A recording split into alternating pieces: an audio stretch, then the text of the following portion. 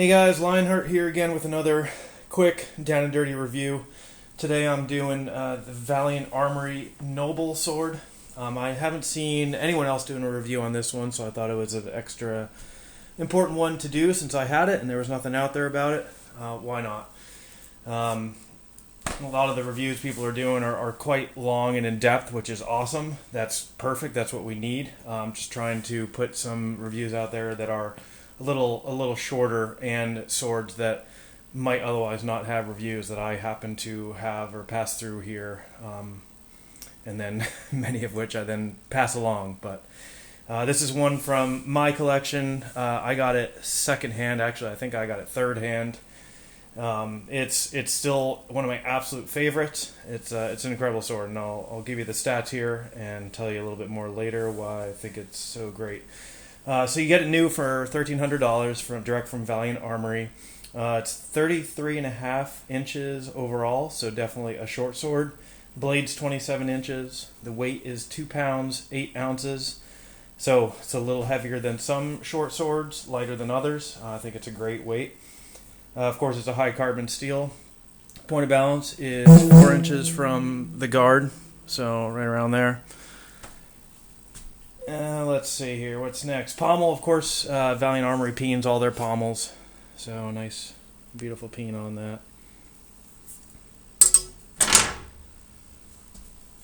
This thing is razor sharp, as pretty much all Valiant Armories are that I've handled. I have several from them, and yeah, it's definitely razor sharp. The grip is like any or most good swords. It's leather over wood. I really like the shape on this one. It just feels it's tapered, and it's a good tapered oval shape, and it feels really good in my hand. One of my actually probably favorite handles. The scabbard, same thing, is leather over wood. It's a beautiful fit. Most people want their scabbards just a little snug, so when you turn it upside down it stays in there, and that's what this does, yet it comes out with pretty easily. So about right, and it's a beautiful scabbard. Comes with the belt and everything, as as all their swords do. Unless you get a custom from them, you might need to get the scabbard separate. The blade gap here, when I talk about that, it's right there, the in between the guard and the blade. That's how you can see it best there. It's less than 1 millimeter all the way around. Absolutely consistent and perfect all the way around. Can't really get it any tighter at all. So absolutely perfect blade gap. Can't ask for more than that. Temper. We talked about the temper. That's if you bend the blade. A, how hard is it to bend, but B, more so the temper is how well does it return back to perfectly straight after being bent a decent amount. This one has a fantastic temper, everything you'd want it to be, just like every other Valiant Armoury. Yeah, you can bend them quite far and they'll return straight over and over again. Now the stiffness, that kind of ties into the temper. It's related, but it's definitely different. Stiffness, I always give all my swords a stiffness rating. To me, it's one of the best ways to judge how that particular sword is going to feel in my hands, to me. People talk about center of percussion, that kind of stuff. That's definitely important, more important for cutting.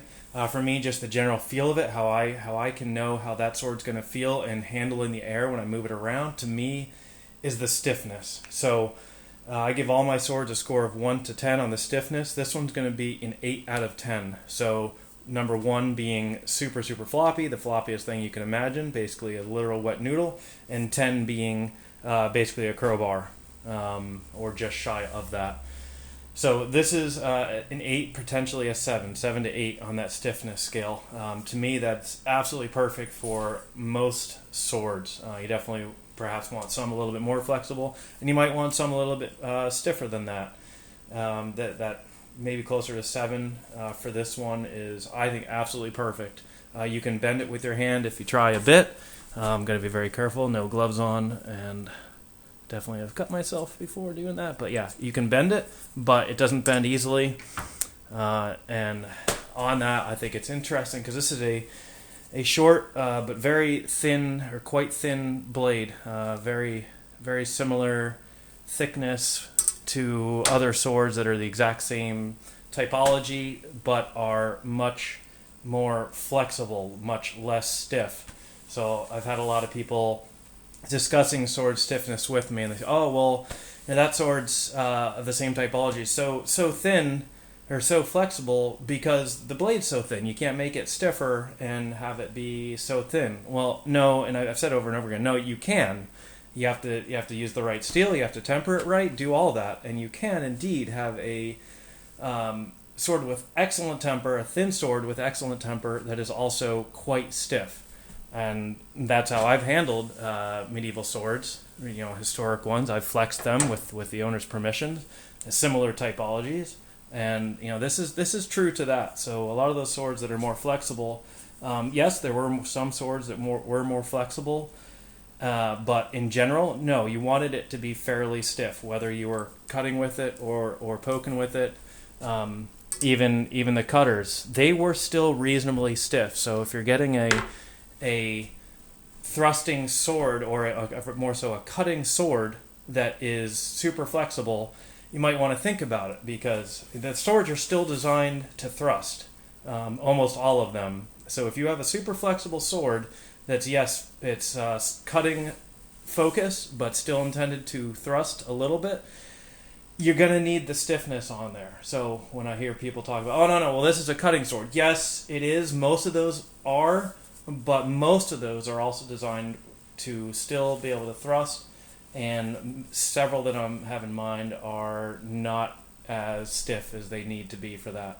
Valiant Armoury, again, they're every sword of a similar typology I have from that matches the typology of other brands, of other smiths. Valiant Armoury somehow, even though they're the same rough general thickness and same blade typology, they're stiffer. So, and I think Valiant Armoury does it right and keeps their stuff nice and stiff while still keeping them light and thin. So it's doable, and Valiant Armoury does it right. Distal Taper, and that's similar to that. It all affects the stiffness. This has great distal taper. So when we talk about that, it's how thick is the blade down here at the guard, and then compared to all the way along the blade length, all the way up to the tip. How does the thickness differ? And Valiant Armoury does a great job with that, where it's decently thick by the guard, but then once you get up to the tip, it's significantly thicker, and it goes gradual the whole distance as it should.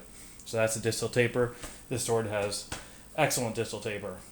The handling on this is perfect. It's exactly how you'd want it to be. It's a short, light sword, short, light, stiff sword. It handles like an absolute dream. That's the only way to put it. So my overall score for this sword, I give this sword a 10 out of 10. I would literally not change a thing with this sword. It's absolutely gorgeous. It's stiff. The good things about it specifically, it has perfect grinds, as all their swords do. There's not a different mark on the blade. It's just consistently perfect the whole way down. The blade gap is perfect. I showed you guys that already. There's just zero blade gap. That's how pretty much all their swords are, and they do an incredibly good job with it. Insanely sharp. Couldn't really be any sharper. It's incredible. Definitely, you can cut paper. You can do cutting drills with it beautifully. It's incredible. And then lastly, it's nice and light, yet somehow stiff. And again, that's what Valiant Armoury does incredibly well. One of my favorite things about them. The other thing about Valiant Armoury, they're really good customer service too. If you haven't dealt with them, they respond to emails and calls. They'll almost always answer your call. If they don't, they'll call you right back. So they're really good with that.